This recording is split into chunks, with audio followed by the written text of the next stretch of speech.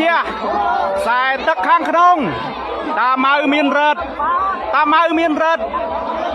រយៈស្មៃសំបលីរយៈស្មៃសំបលី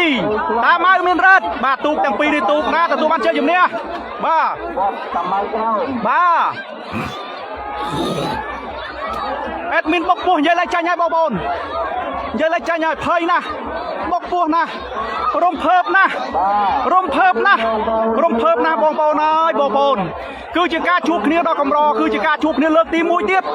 បាទមិនដឹងថាទូកខាងណាទទួលបានជ័យជំនះទេ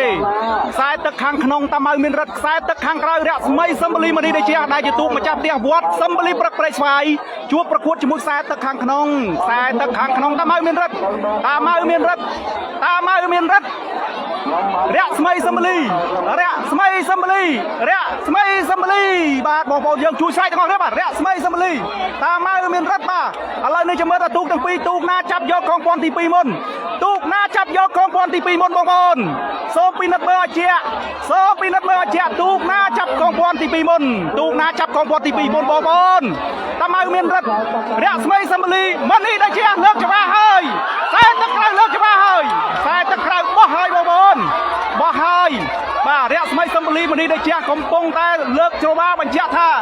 យើងកំពុងតែមានព្រៀបទៅលើដៃគូហើយឯតាម៉ៅមានរត់ខ្សែទឹកខាងក្នុងគុំមិនបងអង្គដែរបាទកំពុងតែបោះហើយបងប្អូនបាទបោះហើយពេលនេះយើងចាំមើលទាំងអស់គ្នាមិនទាន់អាចកាត់សេចក្តីបានថាទូកណាចាញ់ឬទូកណាឈ្នះទេមានតែការមកដល់ទីប្រត់ប៉ុណ្ណោះទើបអាចកាត់សេចក្តីបានបាទខ្សែទឹកខាងក្រៅរយៈស្មីសំបលីមនីដែលជាខ្សែទឹកខាងក្នុងតាម៉ៅមានរត់បងប្អូនតាម៉ៅមានរត់បាទតាម៉ៅមានរត់រយៈស្មីសំបលីមនីដែលជាបាទទូកទាំងពីរនេះគឺកំពុងតែបាទប្រតិប្រទិញគ្នាហើយបងប្អូនបាទរយៈស្មីសំបលីមនីដែលជារយៈស្មីសំបលីមនីដែលជាកំពុងតែបោះហើយបងប្អូនបោះហើយបាទតាម៉ៅមានរត់ក៏មិនបន្ធូរដែរក៏ម៉ៅមានរត់ក៏មិនបន្ធូរដែររយៈស្មីសំបលីមនីដែលជាបាទនេះគឺជាជោគជ័យមួយដ៏ធំធេងសម្រាប់បងប្អូន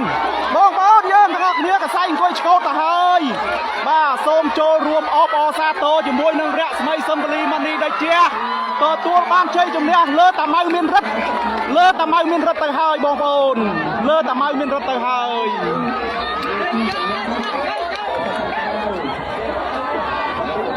បាទនេះគឺជាជោគជ័យមួយសម្រាប់កម្លាំងមហាសាមគ្គីទូកងរយៈស្មីសេរីមនីបាទរយៈស្មីសេរីមនី